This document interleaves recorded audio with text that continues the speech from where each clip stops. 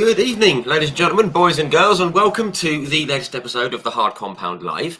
For those of you who don't know, my name's Rich and I run and operate the Hard Compound. We're a one-stop shop for all things motorsport, and we can be found on Facebook, Twitter, and Instagram. And these videos can be found on YouTube as well. We cover all kinds of motorsport, from F1 to IndyCar to rallying to bikes to touring cars. And everything else in between. And we do that in the form of 3 written articles. These go out in the morning, lunchtime, and evening here in the UK. And they take the form of race reviews, race previews, throwbacks, birthdays, breaking news, and anything else that's going on in the world of motorsport. And we're here to share a love of motorsport, nothing else, no controversy, no nonsense. So do come along, give us a follow on Facebook, Twitter, Instagram, and YouTube, and come and join in the fun. In case you hadn't noticed, we also do live video interviews just like this one. And just like this one, these go out on our Facebook, our Twitter, and our YouTube only. They can be, and they are, they are saved in the live section on YouTube and in the video section on Facebook. So do go and check them out when you get a few moments, but don't do it just yet. Because we have a guest joining us in the next minute or so. We've had over 180 guests on here, which is amazing, right through from the likes of Mr. Mario Andretti and Jackie Ickx and Chip Ganassi and David Richards and Malcolm Wilson from M Sport, right through to Indy 500 winners, past and present, Alonso Jr., Ari Lyondike, Will Power, guys who have won Le Mans like David Brabham. We've had Emanuele Pirro's been on, Mika Salo, Ukyo Katayama, Takuma Sato, etc., etc. You get the idea. So as I say, do go and check those out when you get a moment, but don't do it just yet because we're going to bring in a fantastic guest this evening. Someone I'm very much looking forward to speaking to, because I remember watching him at Brands Hatch when I was very small. He's a bit of a legend of rallying and rallycross.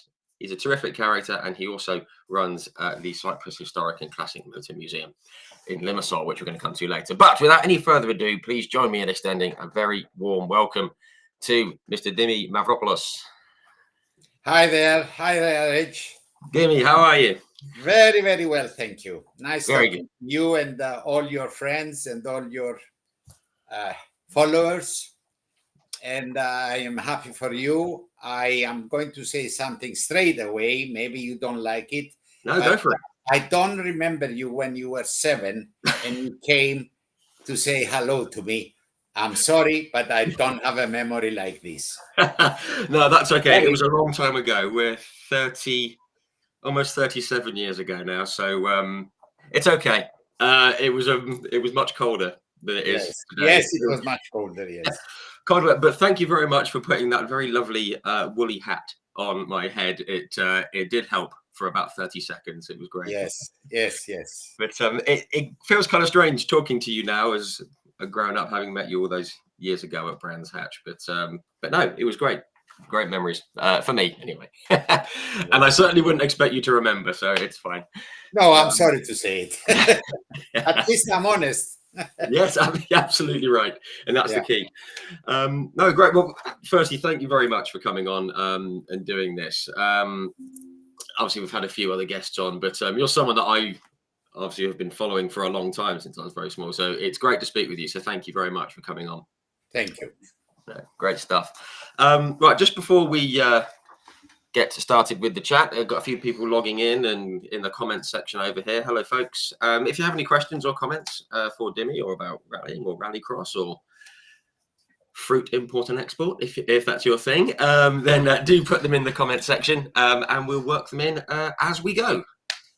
So yes, hello to all of you who are tuning in. Right, okay. Firstly, let's tackle the present just for the moment. How's everything going with the museum and everything? Is it all going well? Well, we are the only museum in Cyprus, and we have reached today. We had a count of 325 cars, which I never thought there were as many, but there are. And we are now full up. When I started 2,000 square meters, we had a meter each car, and you could open the door and go and see it inside. Now we are down to not even 3 inches in English. Yes, Wow. So we are packed. wow. I mean, I did see. I think it was another video chat that you did, maybe quite a few years ago, and you said that you were moving the cars by an inch, Yes, just to squeeze them in everyone, eventually. every new acquisition was, something has to move. Now I have about 80 cars on another underground store, which I cannot fit. Wow. Wow. And I guess it's not easy to move them around. It's not easy, and you get fed up of moving the one, moving the other, and this, that, and the other. It's not easy. No, sure. But it's a sign that, things are going well, you're getting more cars in, and Yes. It's a good sign for the business, which is great. Yes. Thank you. Yes. Yeah. I will come to the museum later on, because I've seen some of the cars that are in there, and I'm very tempted to get myself to Cyprus and come and have a look, which we'll come to. But obviously, you obviously didn't start in the world of motorsport. Basically, where did your interest and love of motorsport and big noisy machines come from? Okay, let's start from 4 years old. I was playing with dinky toys, Matchbox, and the odd one. And I had a little box, which I made a square thing. And every night I was kissing my cars, getting them out and putting them back to sleep. And in the morning before, as soon as I got up, I was playing for 4 or 5 minutes. And then my mother was shouting, "You are going late for school." And I used to say, "Forget school, Mama, I'm enjoying myself." Anyway, and then back into the box until I came back from school, which that showed me that a garage, a car, they didn't move, but I was making the move, and also I was making the noise, Yeah. with my mouth. Yeah. So you start somewhere. Other people read comics at that time, or Mickey Mouse. No, I was cars. And when I was even going to school or going near the school, there was a tractor or a caterpillar moving earth and making a plot of land, suitable. I used not to go to school and go and watch how he was maneuvering the tractor. And let's start from 8 years old. I was driving, standing, not sitting on the seat of a car, and changing gears, which at that time the gears was on the steering. Okay, and only 3 gears. Yes, I'm going back. I'm 75 years old now, so you understand. I was born in 1949, so I went to jail on when it was 1956, and because I was driving a friend of my father's, who came to see my father at home, and I went and I asked him, "Can I wash your car?" That was the expression to tell, yes, you can wash my car, but I was going to wash it, but I took it around the neighborhood 5, 6 times to see how it went, how it cornered, and then took it back. And the police caught me, and they were running after me for quite some time of a car which didn't belong to the family. So then my father told everything, put him to jail so we don't have this problem anymore. And my mother used to come every day. They put me there 4 days because they couldn't take me to jail as such. Because I was underage. So my mother used to come and bring me food. I must say that Limassol at that time, there were only 55,000 people. So it was like a community of a village, Right. So the police knew my father, this, that, and the other, And that's quite an introduction. I was always attracted to the noise of the engines. And, I could tell you that this is a Caterpillar or this is a Massey Ferguson. I'm saying the tractors because my father was a farmer and we had a lot of tractors. And I was with a Caterpillar D2 and D4. I was cultivating on the days off for money. My father would pay me to be on a crawler tractor, Caterpillar, and all day long, Reg, I used to love the sound of the Caterpillar four-cylinder engine crawling across and pulling the implements on the back and plowing the fields. Wow, that's amazing. That's a great way to start. That's Yeah. a great way to start. So just one second, I have just had a message that apparently we're apparently not streaming to Facebook at the moment, which I don't know why that's happening, but I'm just going to have a quick play with some settings here, folks, and we will be. So what I've said, you haven't got it. Okay. Well, no, we're on YouTube. We're on YouTube and we're on Twitter, but apparently it's not quite working with Facebook. But I'm going to have a play with a few buttons. But we're going to carry on with the chat anyway because we can. Anyway, yes, no problem. Re-import I it have all night. to Facebook. We can keep going. It's no problem. So for those of you who are tuning in, there are plenty of you, so thank you. I'm going to play with some buttons here. But anyway, so you've got your you've got the interest in machinery and cars and tractors and all that kind of thing from working on the farm. But just before we get into the racing, I was fascinated by your business journey because I saw that you alluded to the fact that you weren't too happy going to school, things like that, but you did come over to the UK. Yes. Was it the London School of Economics London you School came of to? Economics. Yes. But then there was a whole business was built around that time as well. I wanted to be a mechanic, but my father wouldn't let me. And he was saying, I don't want your nails to be black. Because mechanics, they were not wearing gloves those days, So he says, I will pay for university, for all your, but you have to learn economics. So I had to. And, my father was a little bit of a patriarch or, we had to do what he had to say, what he wanted. That's how we grew up. Sorry, leaving that. So, I mean, obviously, it was very pro-education. It was important to him, things like that. And I said you came over to London. No, before London, I started rallying in Cyprus with Mama's car. And yes, and with one spotlight in the front this weekend, and then the next weekend they had two spotlights for the night rallies. Don't forget at that time there were rallies with maps, not with tulips, and you couldn't practice. You were given the latitude and you had to find the way. And you had a co-driver, not a co-driver. He was a map reading next to you, and he had to be good. Otherwise, you were nothing without a good navigator. Yeah. So I've started with my mother's Hillman Imp.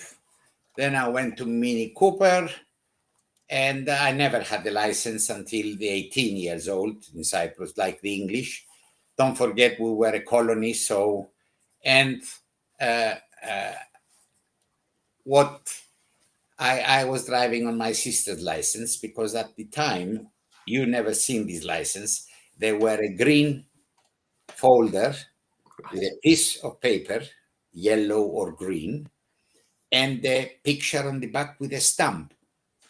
So the picture you could remove, and the stamp, you go and get a stamp from anywhere, stamp it there and move the stamp a little bit so it is not clear what it is, and finish. There I was.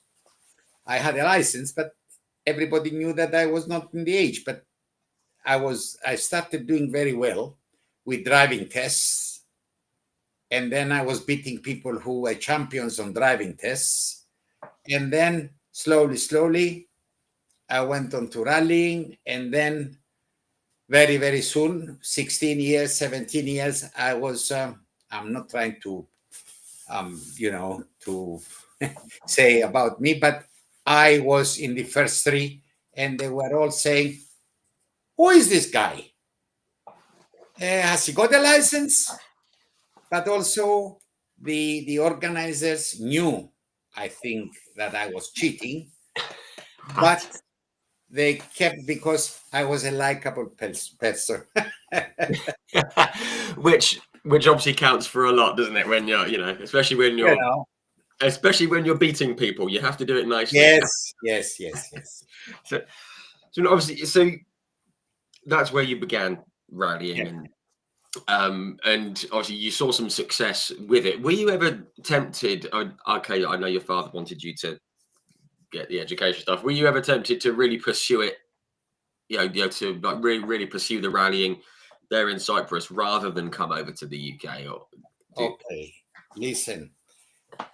My family was very strict, being my father a strict man, and because we were engineered as family to get out there, and family comes first. So I went to England to study, but also I took over my father's exports, which was the family exports, because we are still now exporting fruit to Europe. We have pack houses still now. But being a good salesman, my father accepted me and I stayed in England, and I was selling the fruit of the family which he was exporting. That's how. And I could not take 21 days testing in Safari Rally, let us say, with Ford, because who would be selling the fruit? I had an office of 19 people, very young. And I was in Covent Garden, 4 o'clock every morning. Wow. The old Covent Garden. Yes. Then I went to Nine Elms, which was the Battersea near Vauxhall Bridge. Mm-hmm. And then I sold out, retired in 2000, and came back to Cyprus. Right. Okay. One thing I did read somewhere was when you first started, you were doing business from a phone box. Yes, from a phone booth, a bit like Frank Williams. Yes, Williams. I tell you, I was at school, and what has happened? I had a friend who his father was growing watermelons. Now, at that time, watermelons in England, they were not well known. And I said to him, tell your father to send us a truck. He sent a truck, and obviously a truck was a lot of watermelons, and they were all loose, not in any box or anything. So they had to be handled one by one. So I went to Clapham Common, the guy there, there was a pond, but it was a dry pond. There was no fish in there or anything. So I said to him, I want to put for 2-3 days some fruit here, and maybe we can cover it with a canvas or anything, or help us, and I will look after you. So he let us. I emptied all the truck in the other, and then I went to Canning Car Hire. Maybe they don't exist now. I remember it was 14 shillings a day for a Ford Transit. Right. Okay. And forget school, forget London School of Economics. All the friends came with us, and we were We've gone to Campton Town, Southgate, and we're selling watermelon. Wow. And I've made the first 400 pounds clear in 1 week. Wow. Which at that time was a good sum of money, wasn't it? Yes, very good money, which we all shared. And then I said, when you taste the sweetness of honey, you want more. So I said, but the guy says the pond is going to be full of water. So I cannot accommodate anymore. After he had his cut, of course. Anyway, then I went and I hired. At that time, there were no telephones like today. Communication was, you had to book a call and you had to sit somewhere. So I found a good guy said to me, we have a kitchen in our office and there is a booth there. Give me £1 a month and you can spend time there, but you have to give me some fruit as well to sell. Okay. So I was in a kitchen where they had a Russell and Hobbs kettle, tea, coffee, and mugs, and there was a booth. So I could not talk to the other markets, and I used to put the coin in and then dial, so he doesn't hear the ling, ling, ling, ling when you need to put more, Yeah. Anyway, that's how I started. That's amazing. I love that. I love that. That's terrific. Just quickly, I mentioned that like Frank Williams was famous for doing the same thing. It would be his birthday today, so it feels appropriate that we're talking to you about a similar subject, doing business from a phone booth. Yes. So that's fantastic. I love that. When there is a wheel reg, you find a way. Yes. I don't accept in my life, no, we cannot do it. No, there is a way, we have to find out. Yeah, absolutely right. As you say, if you want to do something, you find a way to make it happen, which is great. So I'm just in the process here. Just give me 1 second here. There we go. Just a couple of little buttons here. So I don't know why the stream's not working, but I've just linked the YouTube chat to Facebook, so it should be working. Sorry, folks. Okay, right. We can carry on now. So you obviously spent a lot of time here in the UK and had some success with the business and everything else like that. Yes. So when did you return back? Because you were over here for a while, but then you went back I left England after my National Guard.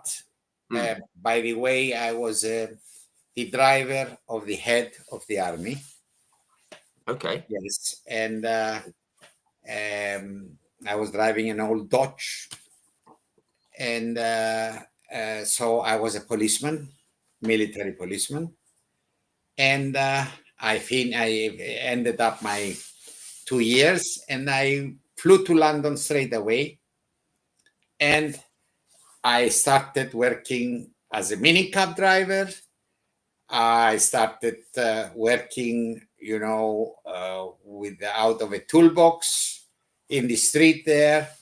I was all the time under cars, changing spark plugs, oil filters, etc. So everybody knew me on the street that I was a mechanic. Right. And when nobody needed me, on those days, the bonnets used to open from the outside. Right. Yes. So it was easy for anybody to open a bonnet, change the spark plug leads, and in the morning the car wouldn't work. So I was there in the thing, making it, and I was selling spark plugs, etc., and everybody was happy. That's amazing. That's how I bought the first car. I bought a Cortina Mark I. Nice. And without knowing, it was GTX 42. And at that time, Castrol brought out the GTX 42. I bought it for £45. Yes, the car. And after 2 years, I sold it for 170 pounds because of the Wow. GTX number. I remember now and I'm laughing myself. Anyway, yes. That's fantastic. That, I mean, again, you know, a born businessman, just buying low, selling high. That's fantastic. All the money I wanted to make, I was working on a Wimpy. I was, I heard you were working at Wimpy. I remember Wimpy. They were great. Yes, yes. And the money was to make money, buy a car, and make it a rally car at that time. You know, I wanted to drive quick. I wanted, you know, but not in, you know, not in the normal roads. I wanted, and I used to go to Brands Hatch and watch and this and that and the other. And slowly, I went into I joined the club, etc., etc. And on my first rally in England, I was number 52. And when we arrived at the pub, when it was finished, I was 52. So they already announced who was the first, second, third, 20th, 40th, etc. But when I came in and I gave the cards to the officials, they said, sorry, but Dimi, this guy, Dimi, we don't know. He's first. But they already started to give the awards to the first and second and The third. other guys. You know, anyway. That's brilliant. I just love everything that you kind of do seems to go well, but there's always something funny happening, or there's some kind of something different about it, and I absolutely love that. That's terrific. So just quickly, we're on the subject of London and living over here in the UK. Chap called David, who's tuning in on YouTube. Hello, David. He said, "Did you know Bruno Ferrari in Covent Garden? And do you have any memories?" Yes. I don't know, you know, it's 25 years since I left Covent Garden or Nine Elms, but you know, when you get out of a business, and I've sold out, but our fruit is still going to England, our family fruit. I knew Bruno, he knows me, but I don't know if he's younger or older than me. Right. Last week, I wanted to buy a car on the auction, and he will verify that. I saw that car had a PAM 303 number plate. Right. And Pam was a wife of a very, very good friend of mine called Alan Morello, and he was very big in Italian imports in Covent Garden. And we were very, very, and I haven't spoken to him. And then I wanted to buy that car. It was a Panther. And I realized, so I spoke to the auction 2 weeks ago, and the auctioneer said to me, yes, it is Alan Morello's car. He's selling all the cars he has. I said, why is he okay? You know, straight away when you see all the cars being sold, your mind goes that something is wrong. Apparently he's alive, but he has given up keeping cars, and he put them on auctions at Historics, I think, or H&H. Okay, right. Wow, that's lovely. So tell Mr. Ferrari that, you know, life goes on. Yeah, yeah, for sure. I see. Right. No, that's lovely. David, thank you for the comment on YouTube. Thanks very much. Nice little bit of info that I didn't know about, which was lovely. Somebody called David, says, do remember rallycross against John Button? Yes, John. So, any stories, please? Yes. Okay. John Button any story that begins with a laugh is good. Yes, John Button was always a very, very smiling guy, good looking, but very good chap. John Button had He started with a Volkswagen, then he went to a Porsche. And having a Porsche at that time, other than Escorts and Hillman and Coopers, and it was something high. And he was always dressed up nice, John Button. I don't know, is he still around? Is he still, I don't know. David. He passed away a few years ago, I believe. Yeah, He did. I believe he passed away. Yeah, Oh, which is very sad. But yes, very sad. he's obviously father of Jensen, of course. So. Yes, but he was a gentleman, and he was a good driver. Bless him. That's lovely. We like to hear that. Thank you. Gentlemen and good drivers are the people we like. Yes, that's lovely. That's lovely. I believe it must have been, maybe 10 years ago. I believe he passed away, which is very sad. Really? I believe he'd had an illness for a while, so it's sad to hear. But it's nice to hear some good memories of him. Yes. I honestly, I could talk about your time in London and all your exploits and stuff all day, but because actually just one more thing actually on that, because I know, was it your father? He said he obviously initially wasn't very happy that you were doing selling all the fruit and setting up the business, which I thought was great. But then you mentioned about booking the phone and everything like that.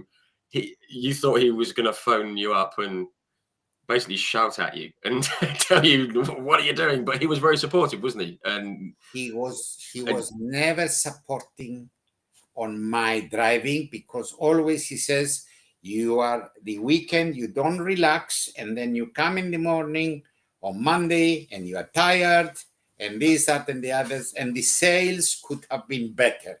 He was one of those guys, very admiring person.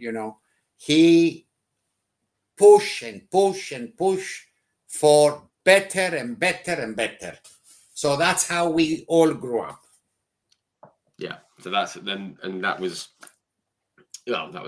his way of. Yes. Don't forget that these people, which they were after the Second World War, they had to, because the Second World War came and they didn't have everything there, what it is today, and communication, etc. You used to send an invoice by letter to arrive in England and to get paid after 2 months. Right. Wow. Anyway, different time.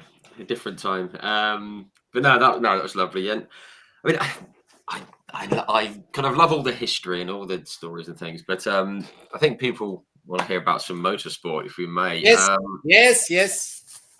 I just want to go through, and obviously when you were because I've kind of gone through the timeline here, but one thing I do want to touch on was the sponsorship that you managed to secure over the many years that you were racing and rallying. Yes. You got some big brands on board. I got a little list here, and you got like Rothmans on board, and Astral and Mobil and Shell and Cyprus Airways, things like that. Obviously, we know that nobody can go racing without money and sponsorship, and that's even more so now. How did those deals come about? I mean, obviously you're a born salesman, so you can sell yourself and everything. How did those deals come about, just in general? You English people have a very, very good saying, you can sell ice to the Eskimos. Yes, that's it. Yes, that's well, okay. I was always keeping records of what I have done, and with facts and figures of that I was leading or I was second, and then the tire started to wear out. I didn't have enough money and I came fourth. Right. So I used to produce this on paper, and I used to walk in Rothmans or this or that, Mobil, whoever, and I used to carry all the cuttings on the newspapers, everything, and I used to sell myself and say, look, I'm not asking for millions, I want some little help. Right. And then the proof was on the pudding that next year I was second in the championship with a little help. And then boom, boom, boom, boom. I had a big problem with the two sponsors, which I must say. In England, I was Shell, and in Cyprus, I was with Mobil. Okay. You understand? Yes. Anyway, that created a better way that I was, I was playing one against the other. Yeah. And why not? Yes. You kind of have to sometimes, don't you? And, everybody does that from the top Williams team or McLaren team or anyway, this is the game. Yeah. You basically, you kind of get what you need from who you need. Exactly. Yeah. But it was amazing, obviously, with all the different backers that you had on board. Before we get into just some of the championships and some of the series that you raced in, and of course rallycross here in the UK, which I still watch back on YouTube. I've got to ask you, I think it was the 1976, the Lotus Esprit, probably the least rally car you could think of. What was that like to drive? Okay. I met the guy who was general manager of Lotus in just up between Birmingham and where was he? No, he was east, on the east, Cambridge nearby. And I went to the factory and I said, look, I want an experimental car to play, to do my thing with my mechanic, and I want your help. So we went for lunch at the pub nearby, and then his mind changed. It was, no, we're not interested. And then his mind changed and said, okay, there is a car. Come tomorrow, pick it up. And if you do what you told me you are going to do with the car, we will help you also. Right. So at the time, there was a Coventry, it was a Coventry Climax engine they had on the back of the Lotus Esprit. Right, okay. And it was a bit turned and it had the Lorto carburetors, but it was a 2.2. So I went to an engineering company and we put a bigger crank and made a 2.6 engine. Right, wow. And we put bigger the Lorto carburetors, and it started to be a very, very fast car. But the Renault gearbox they used to use, a Renault T16 gearbox, it couldn't handle the power. So I went to Hewland's Formula 2 gearboxes, and they adapted one, and I started to be very, very quick on a straight line. Okay. And then a good engineer of mine, we turbo the car, and they found out about it and said, don't do anything like this. So we said, we've turboed through the Lortos. So we were pushing the power or the pressure from the Lortos, which what happened, we used to blow the carbs up because at that time we didn't know a lot.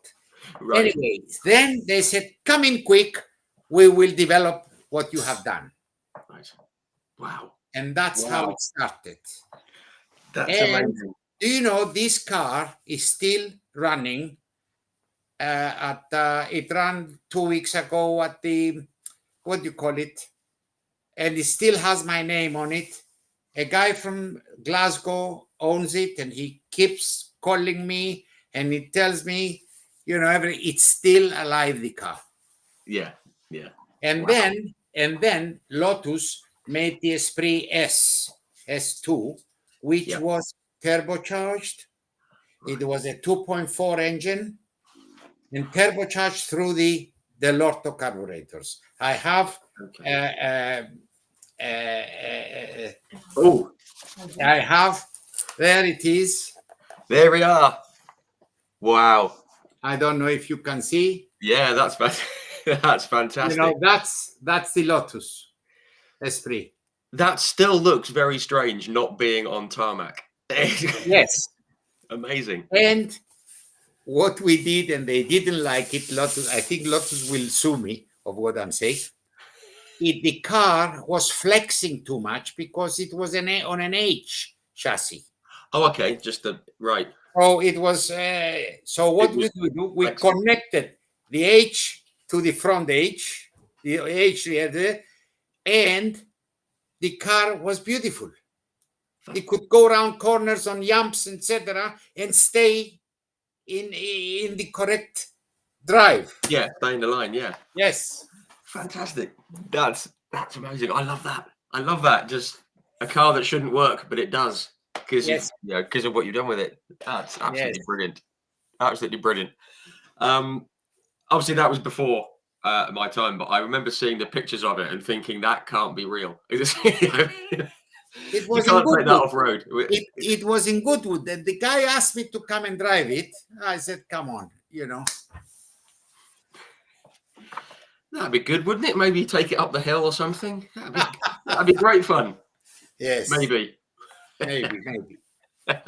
No, lovely, great stuff. I just want to go through, and obviously I've gone through and I've looked at some of the results that you've had and things like that. I'd like to ask about some of the the more like specific successes that you've had and some of the issues that you've had.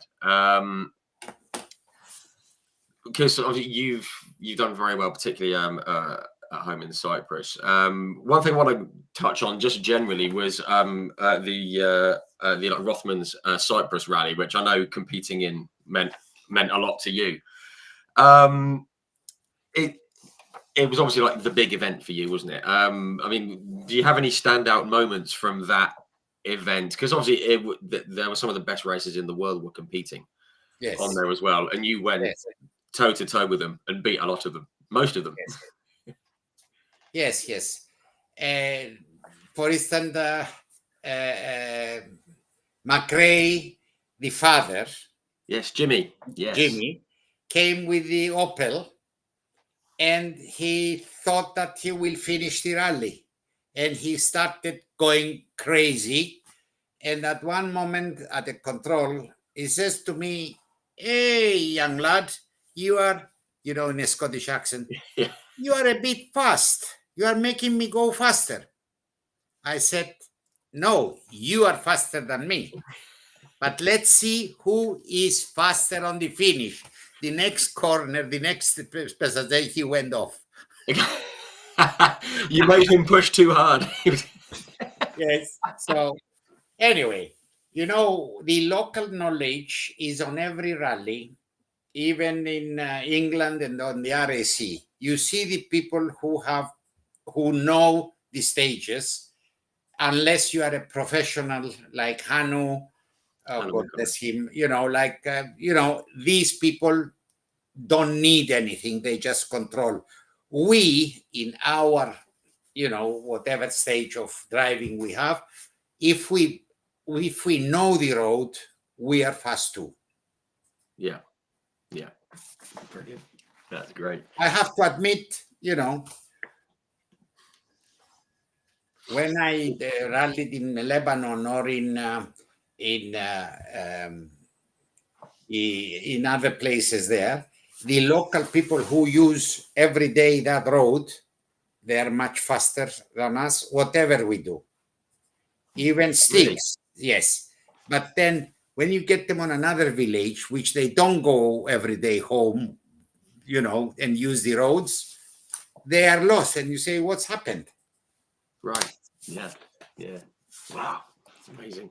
I should say, actually, I bumped into Jimmy McRae January last year at the Autosport International show. And you can tell he still absolutely loves the sport and everything around it.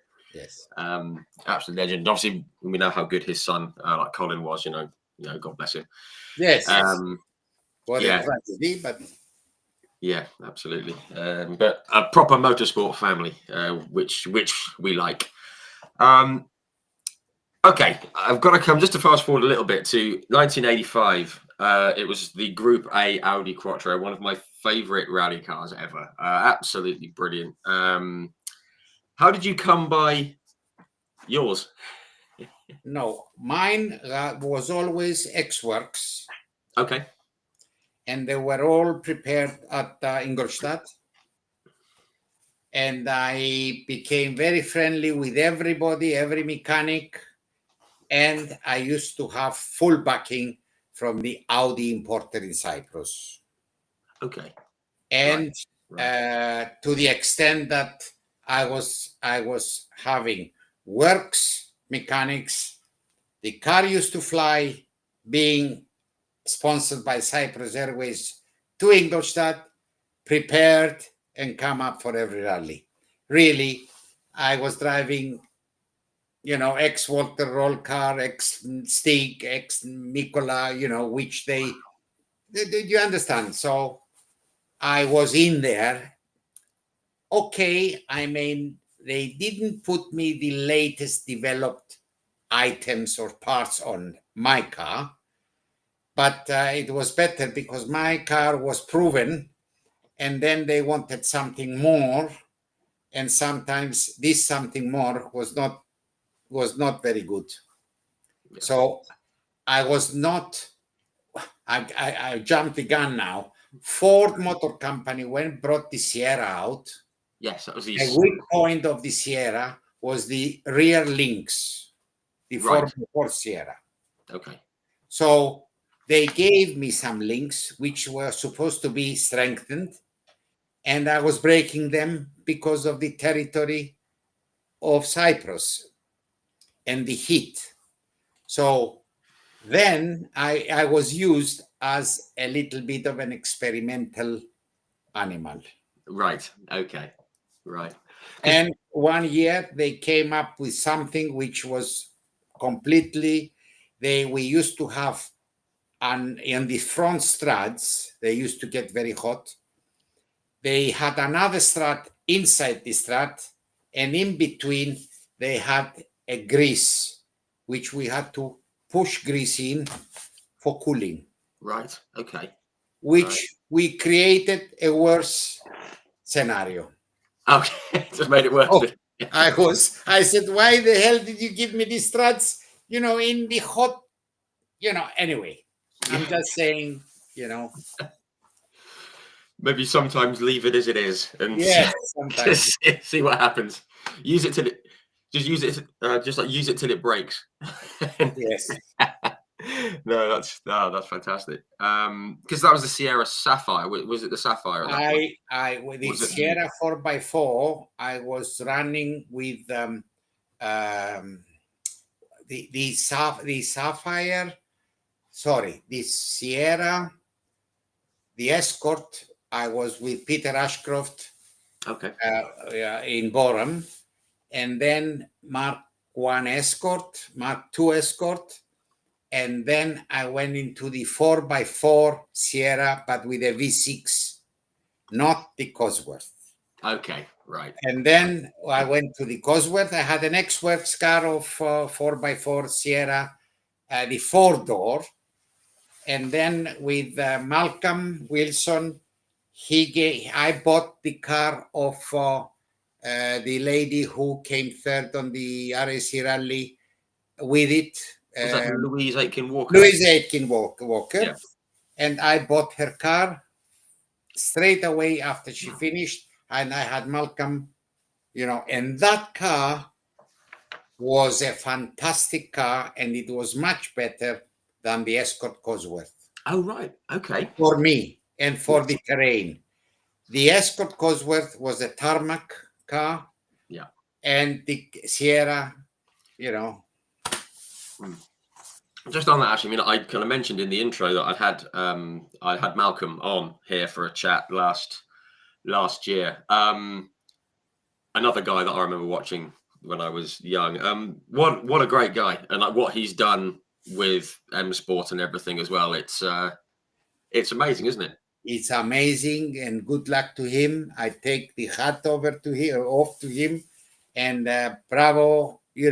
He has shown that he loves the sport first, because if you don't love something you are doing, you are not doing it well. Yeah, This absolutely. is my motto in life. You either do it or walk away. Yes. Don't, And Yeah. how many drivers? Okay, Malcolm was a very, very good driver, but he stopped and went to that side of the game, Yeah. which helped him with that. You understand? Yes. His knowledge he used. Yeah.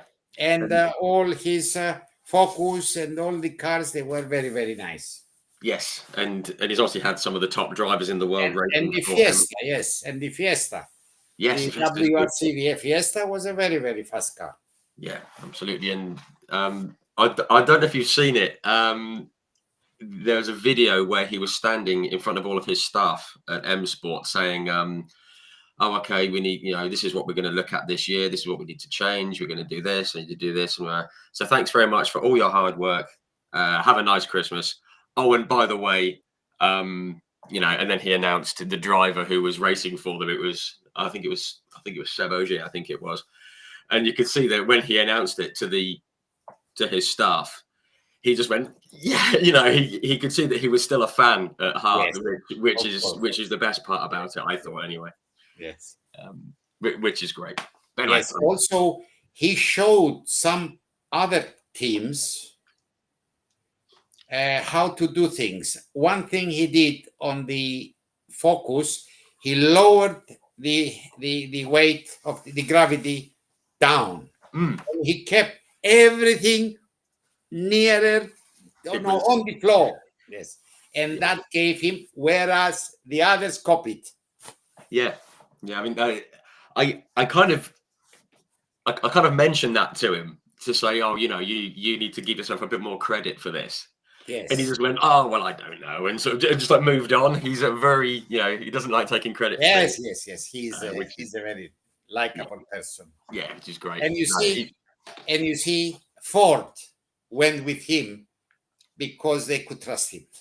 Yes. And they knew that he would do it properly and he'd do it right. And and also just quickly on Malcolm, the first time we had the chat, he was at his home. And the internet connection wasn't very good because he lives in the middle of nowhere. And we said, look, we're going to have to stop because it was really delayed and everything. And he said, before I even asked, he said, we'll do it again in 2 or 3 weeks. I will stay late at headquarters because the internet's better. And he stayed late in the office just to come on and talk about things, which very good, yes. Which is Malcolm to a T. Yes. Yeah. So great stuff. And and it's great that you had you had the car from him and from like Louise Aitken Walker as well, which is great. Yeah. And she's still going strong as well. They own a car dealership in Scotland, which is great. So yes, all good. Okay. One thing I do want to talk about though, you came in '85. You came second in the Cyprus rally behind Patrick Snyders in the Lancia. Yes. He was European champion that year, wasn't he? Yes, I was penalized. Yes. And I came second because I was beating him. He had the Lancia 038. Okay. Yep. And the Quattro was faster. But I jumped a start. Right. And he was behind me. So he could see the start, and I was penalized 2 minutes, and I came second. Oh, that must be frustrating. Yes. But it must have been great doing so well on your home event as well. Sure. Very, very cool. Just to pick on another couple of bits. Fast forward a bit. 1987, it all changed to Group A, didn't it? How did that affect you as a competitor? I'm always fascinated. Well, straight away, clever Audi, they made a homologated car, Group A, which was really a Group B with a smaller engine and non-turbo. Okay. So you had a very strong car which never needed anything, and a 5-cylinder straight engine, which never needed anything. Not a lot of power because there was no restrictor or anything. There was no turbo. So the Group A, and it was a car which all the power was given to, you see, the Group B cars were overpowered. Right. So when you use a Group B car with less power, nothing breaks, nothing, and all the power goes on the ground. You may be not as fast as, but nobody else is faster than you, but your car lasts. Yes, right. It doesn't destroy the car And as much. that's how I won 7 rallies out of 7 rallies, which nobody broke this record. Yes. That was 1990, wasn't it? Yes. 1990. I mean, that's amazing. I mean, I've always said no matter what type of racing you do, what series, whether, anywhere in the world, if you win everything you enter, I mean, obviously, you can go into a season feeling good about what could happen in the season. Yes. No one goes into the season saying we're going to win everything. But you must have some great memories of that season. Yes. It must have been fantastic. I am really proud of myself, my co-driver, and also all the team was following me. But having not got a Group B car, the team became lazy because there was nothing breaking, nothing needed, other than tires. And I was sponsored with Michelin, so I had new tires every stage. So I had an advantage with a lower engine, but good tires. Right. Okay. Gotcha. And again, the amount of people that I've spoken to on here, and everything comes back to tires. Whether you're rallying, whether you're racing in single seaters or in touring cars, it's all about the tires. That makes all the difference. And getting him a Michelin obviously helped. Excuse me. Just very quickly, just want to step back a couple of years. You drove with Audi in the Cyprus. Sorry, this is 87. You drove with Audi. I was with Audi 12 years, really. It was Audi in the Cyprus, but you ran a factory Ford Sierra in the Rothmans Rally. Was that correct? And you drove. I mean, just quickly, in terms of just drove Carlos Sainz's car with 2-wheel drive, the RS 500. I love an RS 500. Yes, but not for gravel. The poor thing. A 2-wheel drive, 4 kilometers. The tires we used to use very, very, very big tires to last 10 miles or 12 kilometers. Do you understand? Yeah. If they lasted. Yeah. Because having 500 horsepower through 2 tires, cheating a little bit on 2 wheels, it's okay for tarmac, but for gravel. And Ford Borum gave me the car. DUU something, which was Carlos Sainz's car, tarmac car. They've made it into gravel, and they flew it to Cyprus for me, brought all the team here. Wow. And I came second. But really, I was, to drive that car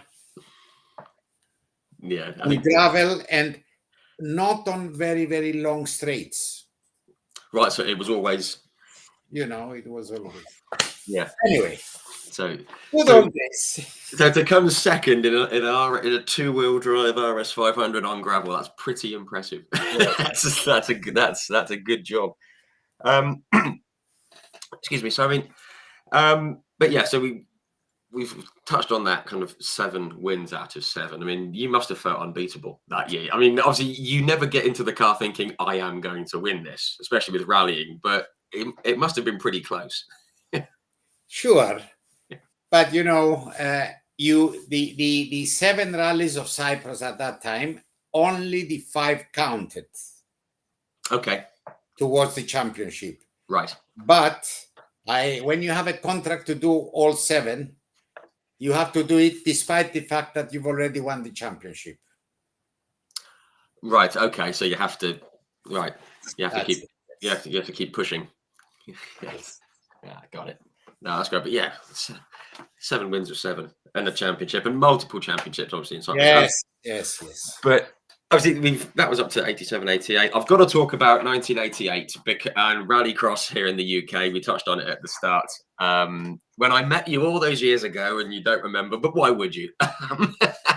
No, it's fine. I clearly remember it because I got to meet you. I think I met you. I met Will Gollop and John Welch and was it Pekka Rantanen and I think Thor Holm was there and a few of the other guys. And it was a year where I can remember standing on the grid and you were all walking around. And my dad said, "That's Dimi Mavropoulos." So I kind of went and grabbed you. Yes. But I've always, because I think you're the first person I've had on who did the Rallycross Grand Prix at Brands Hatch. And I've always wanted to just talk about driving the actual circuit itself. I mean, for those of you who don't know, folks, I mean, obviously, we're all familiar with Brands Hatch and the Indy circuit, but rather than going down Paddock Hill Bend, the guys used to go right down the grass, down Tumble Down Hill, where the ambulance now parks, up round Druids, halfway down the hill, left across South Bank, down Hoppy's Drop, and the wrong way along the bottom straight and through the back of the pits. If you can picture that. I remember watching it with a couple of mates. We had it on video, VHS video. We were watching, we used to record it and watch it. It always looked incredibly tricky, that first right turn down onto the hill, because the circuit was going that way, but the rate was going that way. Exactly. And I actually watched some highlights last night.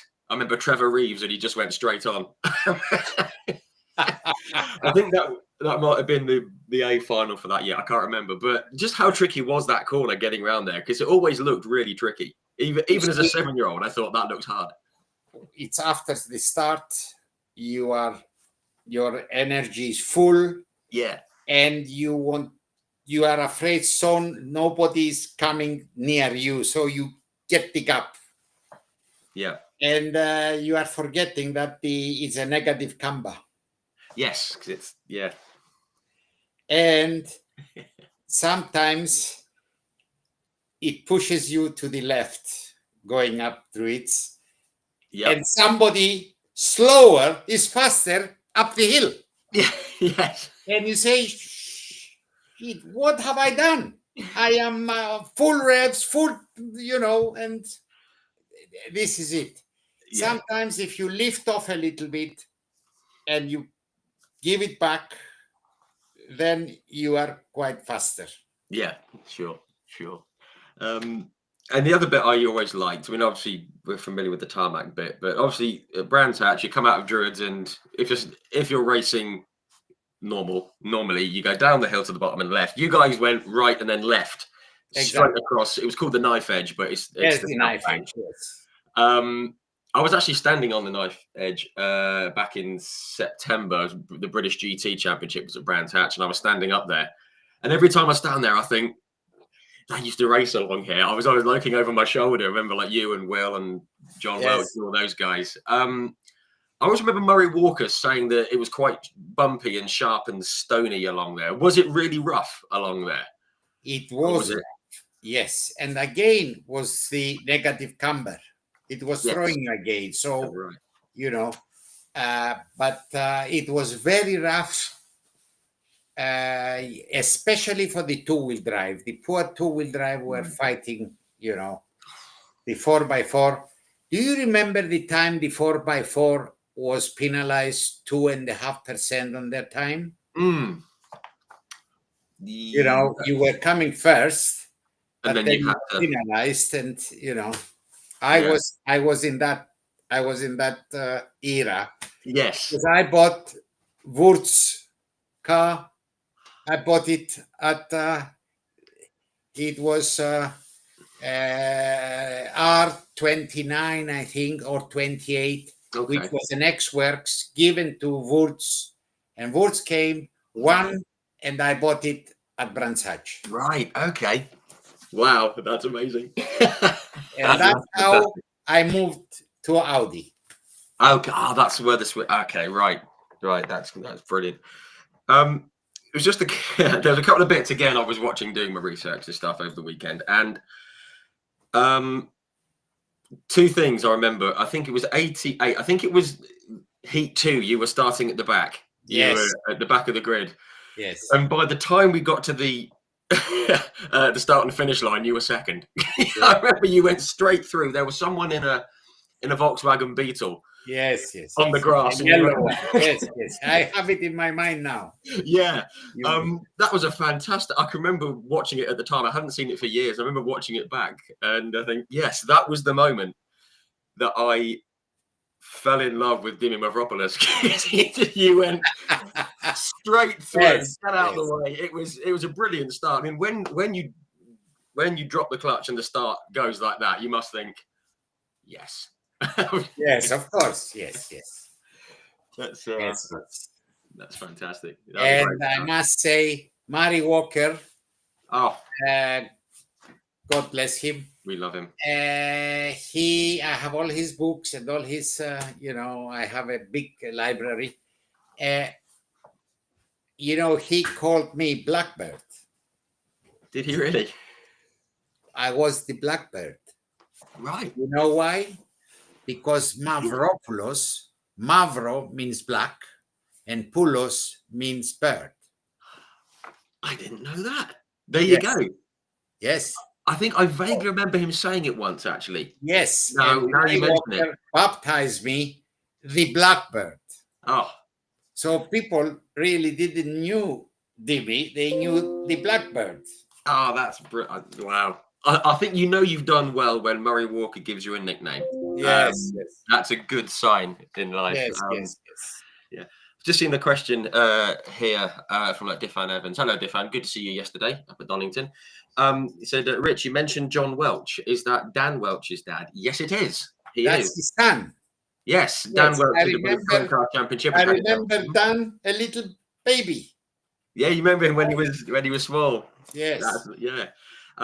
So yes, John Welch, British rallycross legend, and Dan Welch, his son, did British touring cars and had his own team and everything. And I'm based in Reading, for anyone who doesn't know, in the south of England, and just over in Fleet, about 30 miles away. That's where John Welch's business is, his garage, and it's still there and it's still going strong. So there you go, John Welch. Yes. And we like John. Hello, John. Yes, John is still going strong. I'm going to try and I might go down there and surprise him and tell him to come on and have a chat and say lots of nice things about you, Dimi. That'd be great. Yes. John was a very, very serious opponent. Because he had the STP, didn't he? The STP. Yes, he had STP. The Astra and the... He was very close with Shanke. And Shanke was testing a lot more than what we were all testing. So Shanke was 1 or 2 steps ahead of everybody in England. And it's Shanke who has developed the X-Track. Yes. With the guy who was working for Hewland, and he was working on his garage at home, and they've made the X-Track, and the X-Track became big. Right. Because don't forget, that X-Track was a very, very good gearbox and not 50-50 or, it was variable. Yes, you could switch it Whereas Audi, you have to left foot brake to make it turn. Okay, because it was 50-50 and locked all the way. It would lock all the way. Fantastic. I've got a comment here from Keith Mail. Hello, Keith. He said, "I love hearing the story behind the black Audi." He said he was a 12-year-old when that was racing, and he still has memories of Dimi making the Audi dance, which is lovely. Yes, thank you. Which is great. So lots of love from British Rallycross, which is great to hear. Yes. Just one more thing, actually, about 90. I watched it again. I liked watching you, Will Gollop, obviously. Yes. And I always liked Mark Rennison in his. I was going to say that. Mark because he had the red wheels. He had red wheels. I'm like, he's got red. Mark was a very, very shrewd driver, and he was an executor. I say executor, if everything went right for him, he was up the road. He didn't persevere too much with the technology, because the technology at that time was secrecy. It was not as open as now. Yeah, sure. But yeah, just quickly on the 88 final, I was obviously wanting you and Will to do well, and I think he was alongside, was it Trevor Hopkins? I think it was Hopkins. Trevor, yes. Along over Hoppy's drop, down the drop that he made, and Will went up onto the side. And I remember the whole crowd. I was actually there watching it, and I remember the crowd on the big screen. Everyone was like, "No!" Yes. But you were right behind. What did you think when he went up on his wheels? You just thought, right, bye. Then we had a talk with Murray Walker and Will, me and Murray Walker, and I said, look, I remember Will wasn't very happy, was he? You went fast enough, and I nudged you, Yeah. I remember Will was very upset with that. Yes, he was very like, upset. He just came across, he put me on. Yes. Yeah. We had the XR4, not the Saab. The XR4, yeah. The Silcoline. Yes, the Silcoline, yes. Yeah, smart car. Just a quick word on Will. I don't know if he'll ever see this, but I know he's not in particularly good health at the moment. I've heard he's got, I believe he's got Parkinson's disease. So we obviously, if Will does ever see this, we wish him all the best. Yes, best wishes. Yeah, he's a good guy. Another good guy. And obviously, 1988, I got to wear your furry hat, so that was even better, which was great. Obviously, you raced up at Croft, and I think it was at Liddon Hill as well. I mean, we went to Croft Ridge as a team, the British team, and we won all the other Europeans. But it was amazing that all the 10 cars, we were rivals. And all of a sudden, we became team, and we let each other win. That must have felt so strange. No, and really, we were, without arranging anything, but we went as a team, and we won. Yeah. Which is, it's kind of a like unique thing, isn't it? Because obviously, especially with like rallying and rallycross, it's very often an individual thing. So to win something as a team, that's right. It's quite a rare thing to happen, isn't it? Yes. Yeah, which is lovely. But yeah, I mean, obviously you raced all the, down at Liddon Hill, I think, as well. We had some good circuits in the UK for rallycross, but we don't really use them as much now. Yes, and it's pity that Liddon was sold, and then this, and then that, and it, Anyway. Yes, it's a shame. It's again, it's all about money talking, isn't it? And yes, like sure. Just want to talk very quickly before we get to the museum, because I'm aware of the time. Just in through the 90s. I mean, was it you? Was it 92? You had full support from Mavropoulos Cyprus in the Sapphire. Came second in the championship that year, second in the Rothmans. Then fourth, Cosi, the Cosworth. Yep. Yeah, so and Mark 1 and Mark 2. Okay, they don't like to say Mark 1, Mark 2, but there were various stages of that. And when I sold the Escort, I sold it to a Turkish guy, and he won the Turkish championship with that car 3 years running. Wow. Yes. Good car.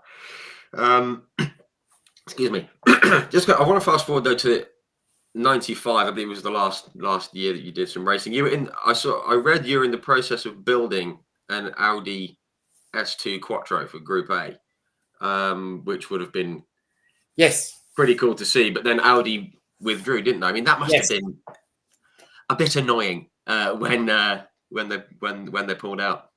Yes. You see, when the Audi stopped, they said no more spare parts, no more development, no more. And that was it. So you had to just stop the build and... Yes. And it was what it was. Yes. My cars are still at Ingolstadt at the museum. Are they really?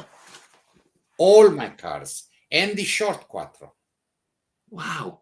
You know, I had a short quattro for rallycross. Yes, that's the 600 one I brake remember. power, Lehman engine, and then I had to give it back to them, and they've turned it back to an HP car. Oh, And cool. it's in the museum, but it says, you know, this, that, and the other.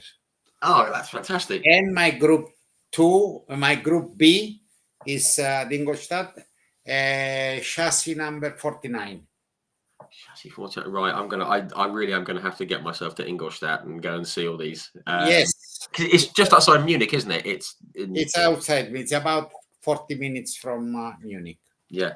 See, there you go, folks. Let's all have a trip. Let's all go to Yes. go and see Dimi's car. And you know, the factory, the Audi Sport was not in the factory.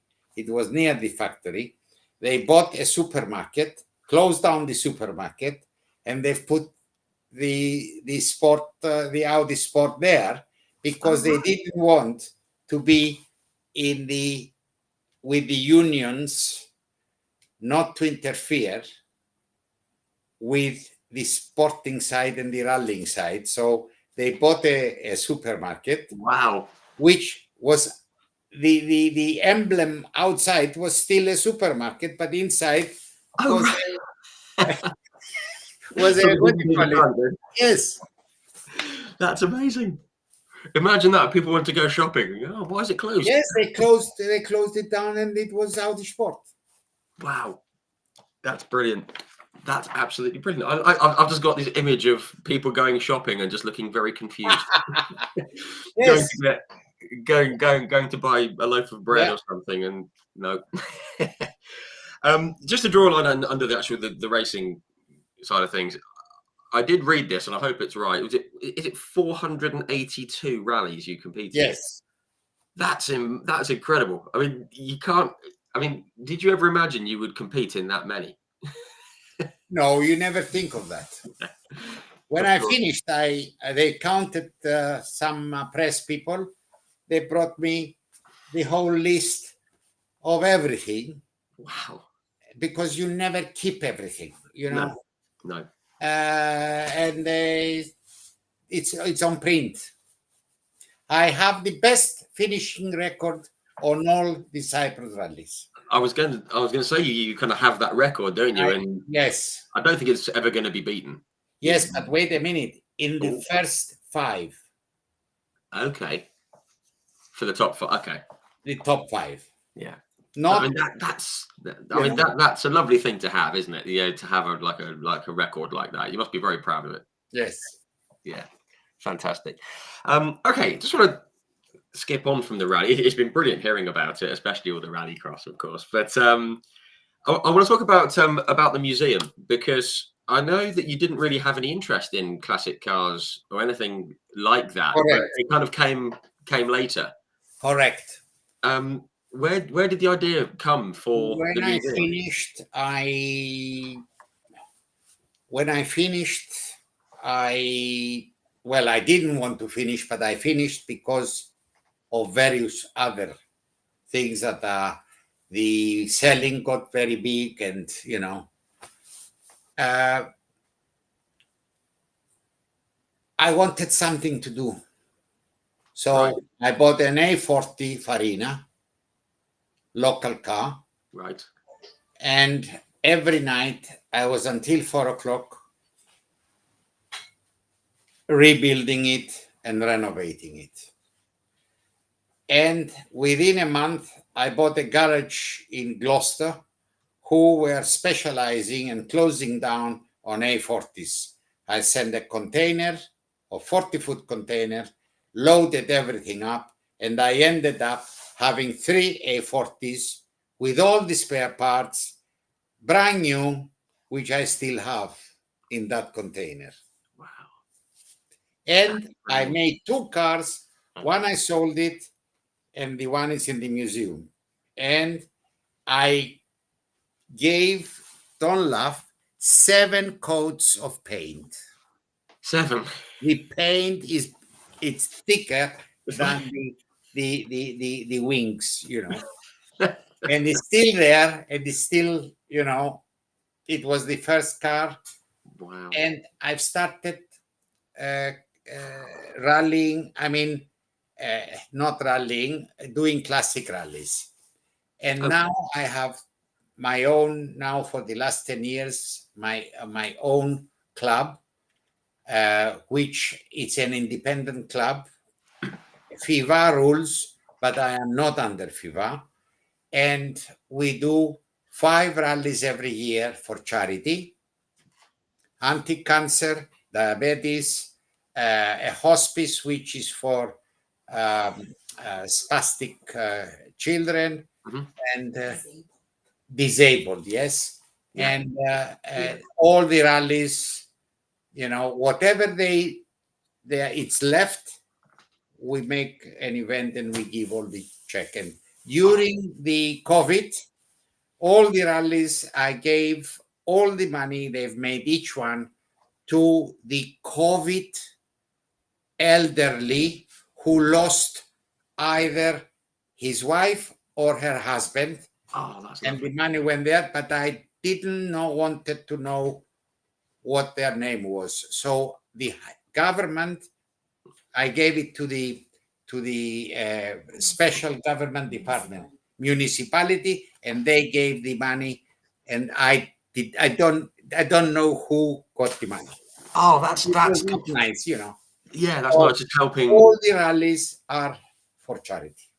That's fantastic. That's a brilliant thing to do. I think we can all. And I have about 700 members, out of which about 60, 70 are all the time coming, and we do it.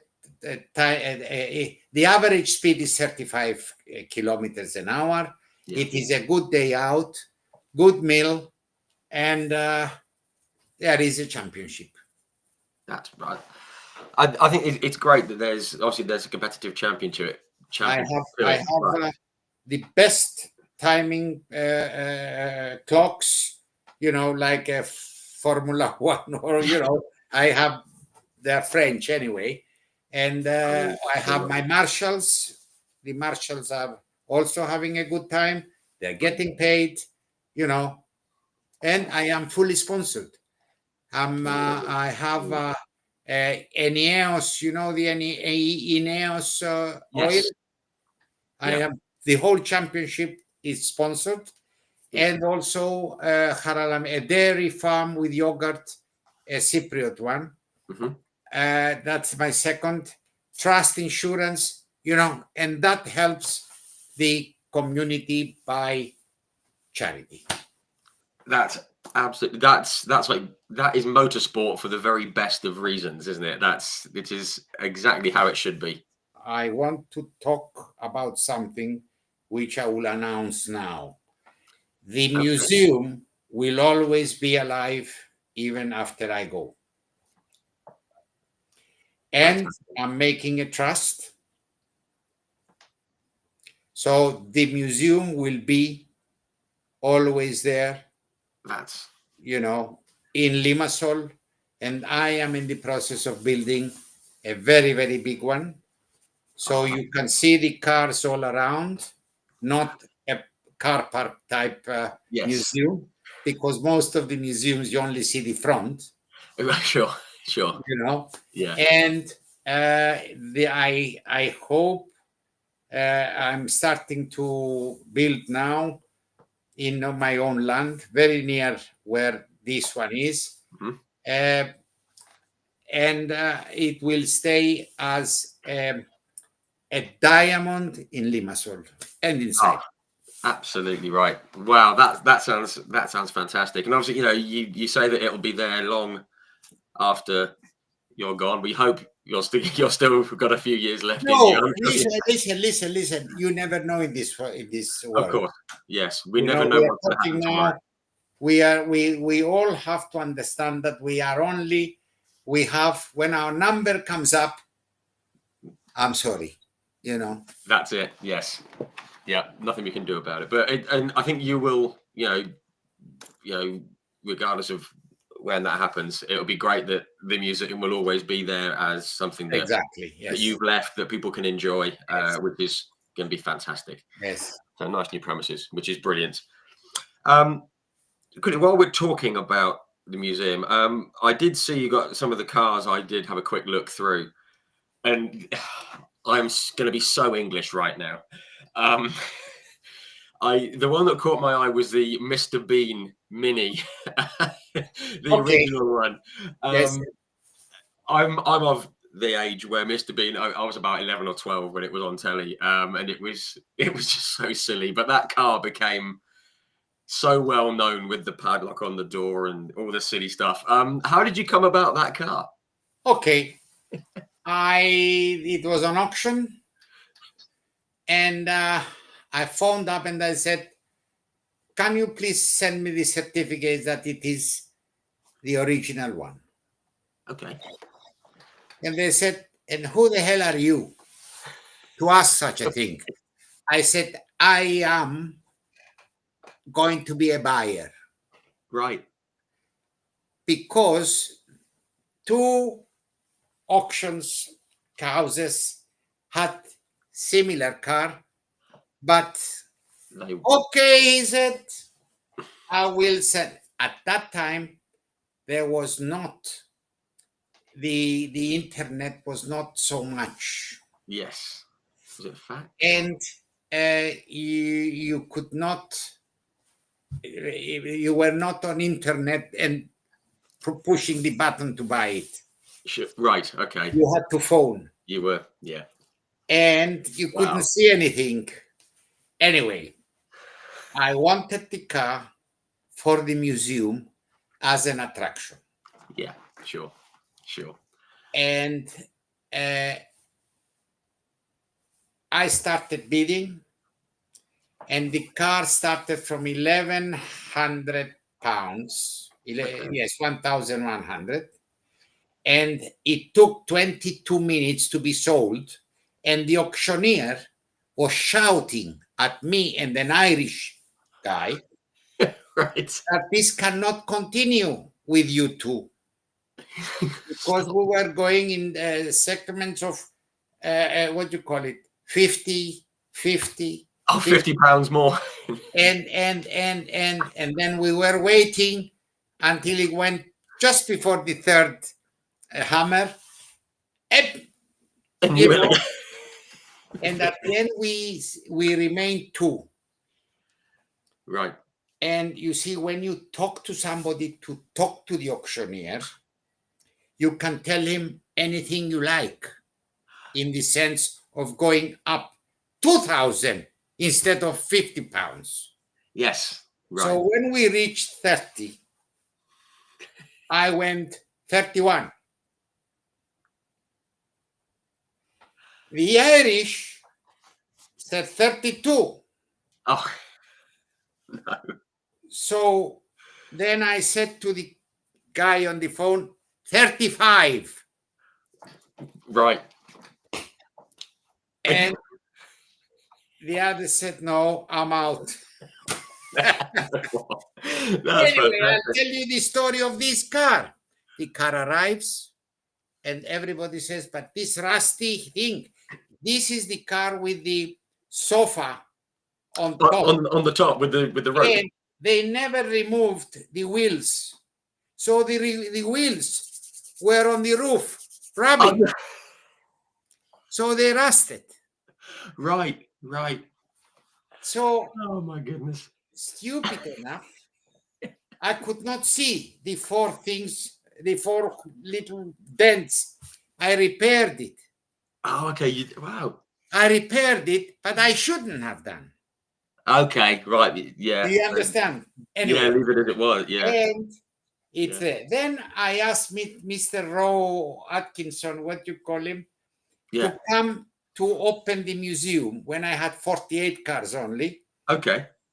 And his agent asked me such big money and where to stay and what, and how much he wanted. I said, please, we are in Cyprus. We are not even 500,000 people on Cyprus. Yeah. Most of them don't have televisions to watch the Mr. Bean's program. So who is going? Yeah. I said, forget it. Yeah, it's like thank you, but no. Yes. Yeah. There is No. another. The other car is in Finland, Okay. and the one which crashed is nowhere because there were only three. Yes, Yeah, they squashed it with the tank. a tank, and a military tank, squeezed it. Yes. Yeah, and he was. Yeah, remember that one? Yeah, yeah.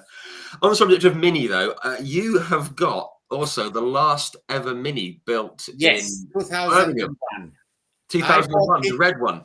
That's Yes, cool. That's a cool I thing to bought have. it from the Mini Club chairman Okay. of England, which he had it with 432 miles on the clock.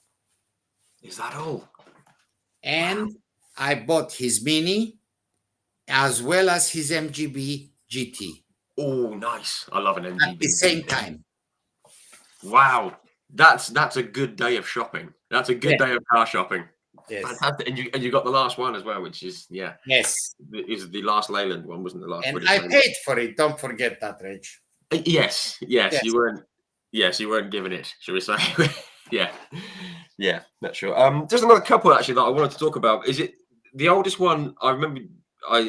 The oldest car you had, or one of the oldest ones, was it in the 1912, the Model T Ford with the 1912, round but with the now round windscreen. I have an 1886 Mercedes Yes, Daimler Benz. it was built Sorry, by not Carl Benz, Mercedes, wasn't it? Daimler Benz. Yes. It's one of the oldest. Is it the oldest motorized vehicle or car? The first petrol motorized vehicle, Right. Wow. which was Benz, went bankrupt because I don't know if you know the story. Went bankrupt. His friend Daimler bought him out and bought the rights, and it was the first patented petrol car.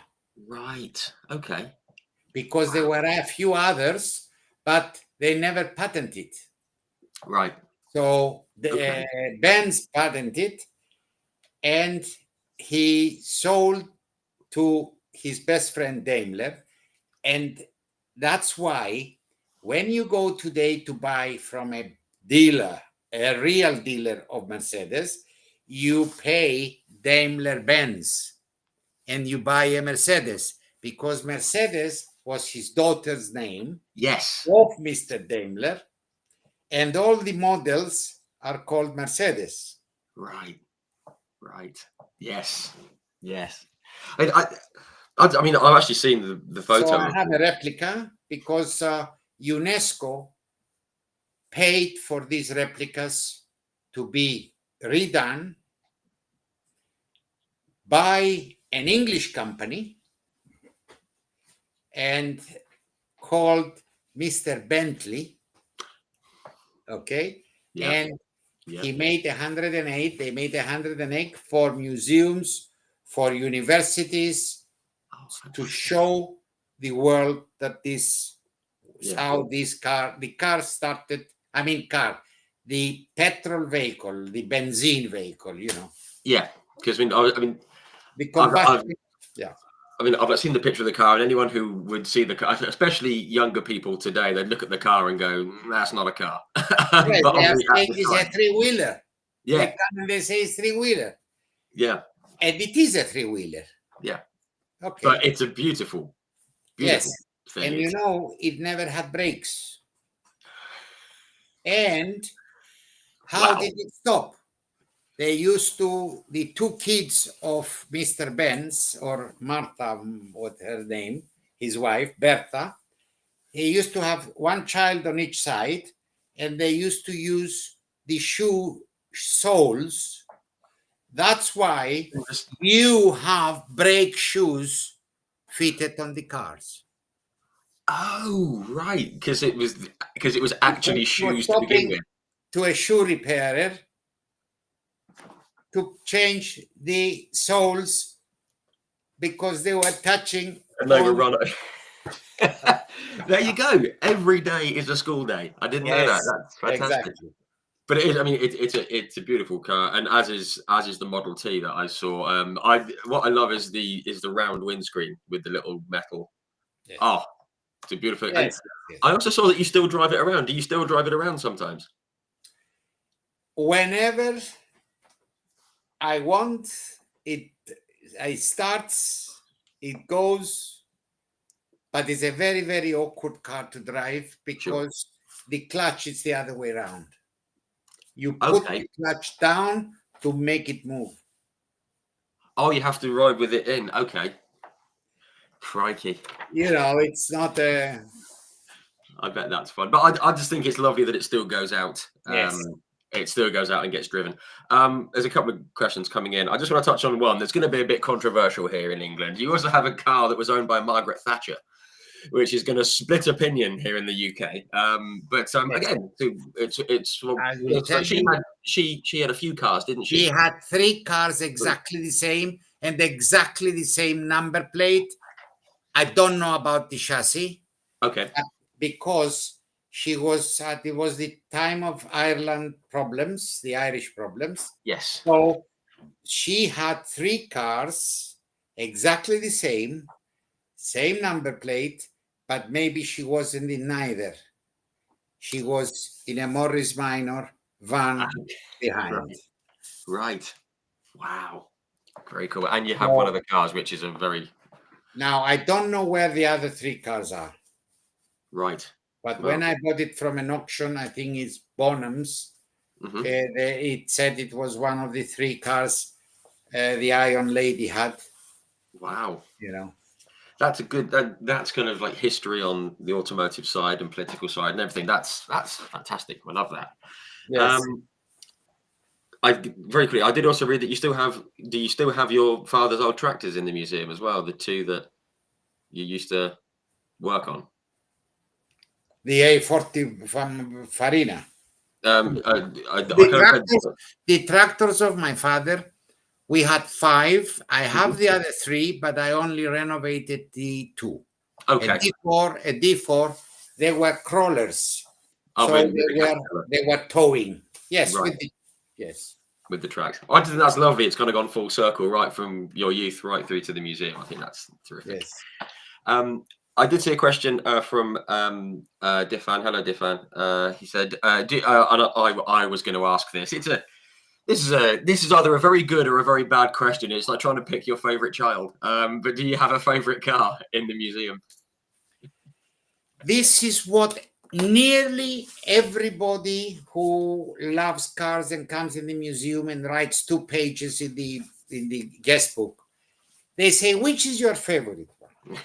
And my answer, which is your favorite daughter or child, or every car has an era of being manufactured. Yes. So according to the date, then that's a good car on that date, but after it was this car. So yes. Yeah. Okay, I must admit something honest to you. For me, because the Quattro came in my life at my peak of my time, and from Escort Mark II and rear wheel drive and this and pushing and this, every innovation had to go in to make a half a second faster and this, that, and the other.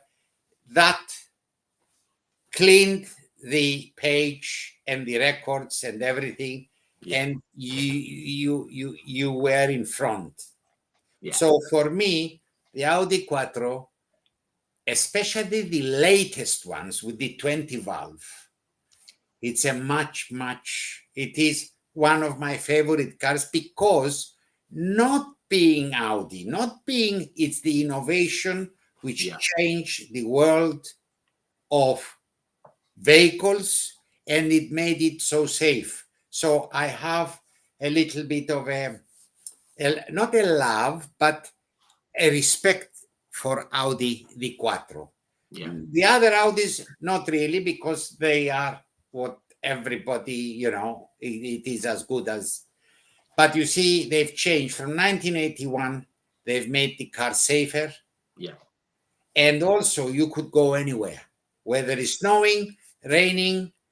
And so, yes, I like every car when it was built. For instance, the Topolino Fiat, when you look at it, you say, what a beauty. Yeah. Okay, when you drive it, Mm. you know, do you understand? Maybe So, not. but this is, and when you see the Austin Jimmy and the Morris Cambridge or Austin Cambridge, and you say, my God, and they were such good cars. Yeah. Were they? Yeah. It's like, were they really? You understand? Yeah. Yeah. In the memory, they're good, but perhaps maybe Yes. not. Yeah. Maybe But not. at the time they were good. What about the Morris 1100? Beautiful car with the hydraulic suspension. Yeah. And then they produced the big one. They called the big Princess, the big heavy Oh, the big land crab, yeah. crabland. What yes, with the hydraulic suspension again. Yeah, the big rounded one with the yes, yeah. But I mean, cars change. But I am glad that you said the Audi Quattro, because obviously that's when I remember you in the Quattro. So it's kind of my favourite of yours as well. So. Listen, the Lancia is also good. In actual fact, it proved to be lighter and better. Yeah. But it took 9 years. Yes, it took a lot of development, didn't it? know. Yeah. Who was it? Oh, was it? Oh, I've just had a thought in the British Rallycross. Someone had a red Lancia Delta. Was it Alamaki or? Yes, Alamaki. Or was it Nitimaki? I can't remember. It's one of the two. Alamaki was with the Taivonen's car with the rear engine. Yes. Yeah. Yes. That kind of just popped into my brain out of nowhere. I don't know where that came from, but yes, Alamaki. It's a cool car. Okay. Just very quickly, just to wind down. Cool. This has flown by. Just very quickly, there's a couple of questions that I always like to ask at the end, just some fun ones. I actually had your countryman who does like Euro NASCAR, Vladimir Tiltsis, came on here. Did you ever want to maybe try the tarmac racing route, circuit racing, or was it all about rallying for you? I never had the chance. Let's be honest. And we should all know our limits. I came from Cyprus. Yeah. Formula One was Graham Hill, and it was, do you understand? It was something out there. It was a different world. In the clouds, we didn't have television. So we could only read. What did we read? Newspapers? No, do you understand? We were not into that. And being an island without anybody manufacturing anything like cars or anything, automatically the whole people are either repairers of second-hand cars and nothing else. Tarmac. What is tarmac? Tarmac in Cyprus was, that's why the police had all Land Rovers, because they were not to go to a village, had to go from a rough road. Because the roads weren't paved and yes. Sure. So like the tarmac world wasn't a world you were really in anyway. So it was, yeah. No, that's fair enough. Favorite car you've raced? We've touched on that. This is an interesting. I mean, is there a car that you would have liked to have rallied? I mean, would you have liked to maybe have a go in the Lancia or the 911 or anything like that? One of the cars which I admired two-wheel drive was the Lancia 038. Mm-hmm. Yes. 37. And the Stratos, because when they came, they cleaned up. Yes. And everybody was really laughing at, rear engine, this, that, and the other, fiberglass body, etc., etc. But they did it. They want Lute, they want, they did it. Yeah. And at the time, they always it was the Delta and the Stratos. They always had either the like Martini or the Castrol colors, and they did look good. Didn't they? They did Yes, look good. I remember yes, the it was. Martini. Yes. Yeah, that was me as a child. That was fantastic. Okay, here we go. Two more things. Okay, two more.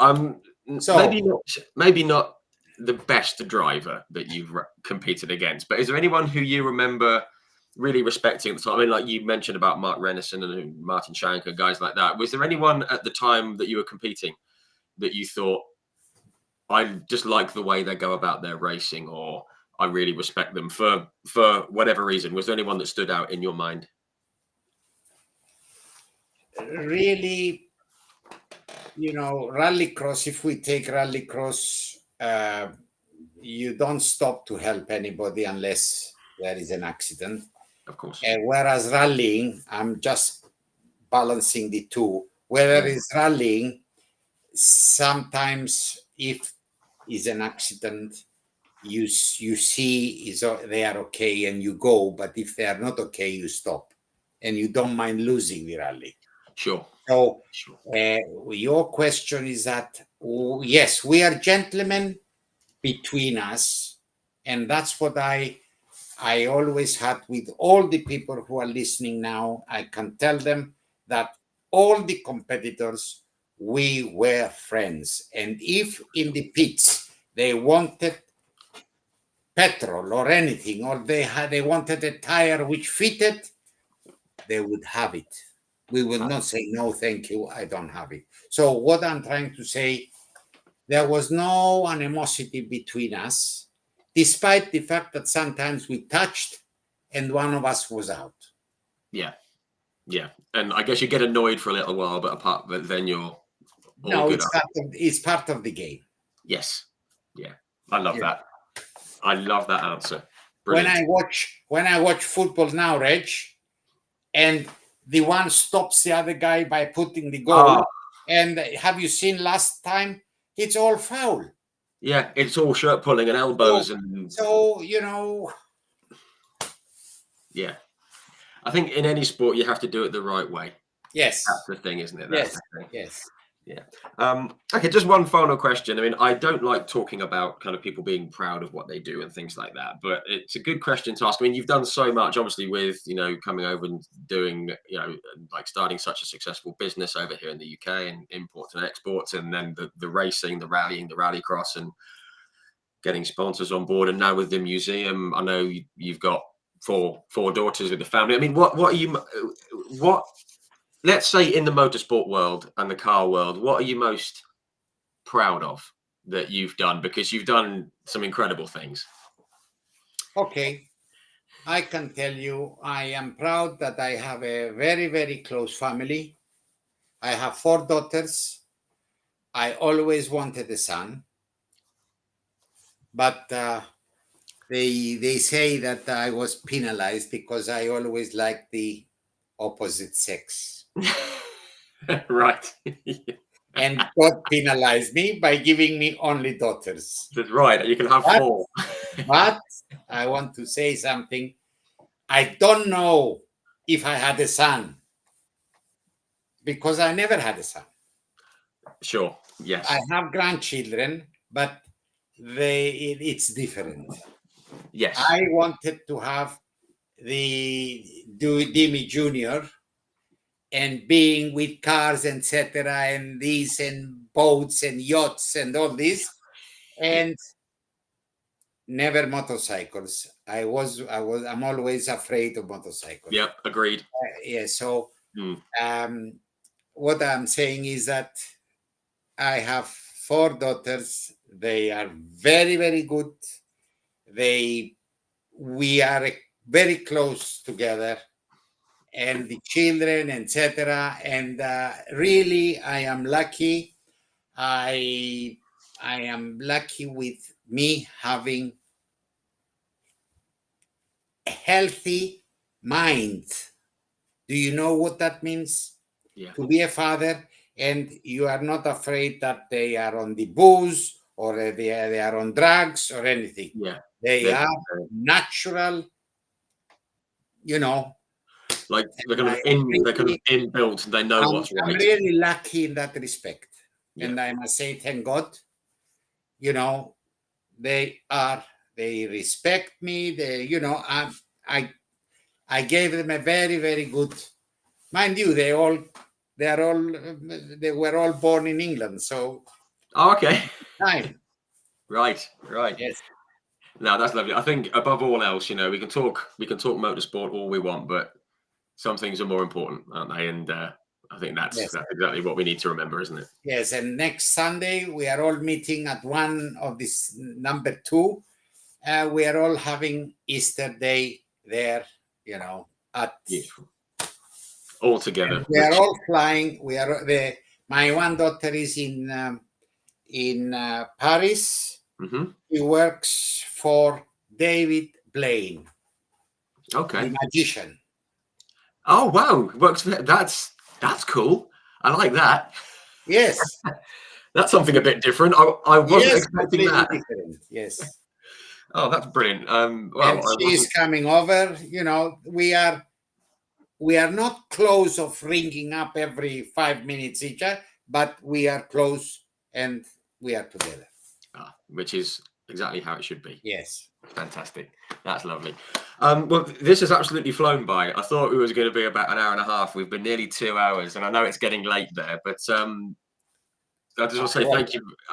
I want to interrupt you. I had 3 people trying to make a book on my life. Yes. Yes. Okay. Go. Yeah. And they have all given up. I did read somewhere. Was it someone was going to write a book and they said we're going to need about 8 copies of the 8 different. No, 8 volumes. 8 volumes. Yeah. And they've reached 4, and they said we will go to 26 if we go that way. That's going to be a good series of books if it comes out, and it would be a brilliant read. But thank you for telling us just a little bit about what you've done in your career. Personally, as a fan, as a kid, it's been brilliant speaking with you, and I'm very, very grateful for you sparing me time. Thank you very much. Sorry, I've said my piece that I don't remember you. No, that's fine. Mind you, you didn't have a beard then. You were not very smiling because you were afraid of the noise, etc. at Brands. I was cold, and I was about 4 feet shorter. I know. And I want to tell you something, that you are welcome to visit Cyprus and do a broadcast from Cyprus back home. Oh, now there's an idea. And you will be my guest. Well, that's very, very lovely. Thank you very much. I will certainly take you up on that one day. Once I can get out there, that would be lovely. And you can write about the museum because I have a lot more English cars in the museum because of me. The English people, if you read the guest book, they say, not even Bollier, it would make us so happy. You know why? Because I have a variety of cars, not expensive, not the Super Phantom or the Bugattis. Yeah. You understand? They feel at home in the museum because they see the Morris Minor, the police Pantaka, this, that, and that. Anyway, I want to your readers or, the people who are listening to us to enjoy ourselves. Thank you very much, Reg. Yeah. And much obliged. No. And I want to say Happy Easter. Yes. And everyone, don't drink and drive. This is what the police asked Cyprus now, all on the news. Please, let's beat the last year's accidents. That is because Easter for us is bigger than Christmas in our countries. Christmas is for you, Easter is for us. It's a much bigger event, and people get they have a bit too much. And Yes. that's the thing, isn't it? Have fun, but stay safe. You've got to stay safe. Yes. But guys, thank you for everyone who's tuned in the comments. I mean, we're well over 200 despite Facebook not working. But thank you so much, everyone, for tuning in. Very, very grateful. But of course, biggest thanks go again to you, Dimi. It's been absolutely brilliant speaking with you. Thank you very much. And I'll certainly try to get out to Limassol as soon as I can. Just send me an email. Thank you very much. Fantastic. I will do. Thanks very much, everyone. Good night to all of you. Yeah, and we'll see you all very soon. Thank you. Good night, all. Bye-bye.